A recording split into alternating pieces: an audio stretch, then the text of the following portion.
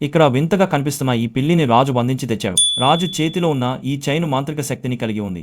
చైనుతో ఆ పిల్లిని కొట్టడం వల్ల ఆ పిల్లి శరీరంపై అనేక గాయాలు తగులుతున్నాయి. రాజు ఆ పిల్లిని తన అధీనంలో ఉంచాలని కోరాడు. ఎందుకంటే అది ఒక శక్తివంతమైన పిల్లి. కొన్ని రోజుల తర్వాత ఆ పిల్లికి కొన్ని శక్తులు వస్తాయి. అందుకే రాజు ఆ పిల్లిని ఆధీనంలోకి తీసుకోవడానికే ప్రయత్నం చేస్తున్నాడు. ఒకరోజు రాజు ఆ పిల్లిని కొట్టే పని తన సిపాయికి అప్పగిస్తాడు. అయితే ఆ చిన్నపిల్లికి ఉన్న మానసిక స్థితి చూసి ఆ సిపాయికి జాలి కలుగుతుంది. అతను చుట్టుపక్కల ఎవ్వరూ లేని సమయంలో ఓ పండు తీసి పిల్లికి ఇస్తాడు. దాన్ని చూసి పిల్లి ఆనందంతో ఎగురుతుంది. ఆ రోజు నుండి ఈ ఇద్దరి మధ్య మంచి స్నేహం ఏర్పడుతుంది. సిపాయి ప్రతిరోజు ఆ పిల్లితో ఆడుతుంటాడు.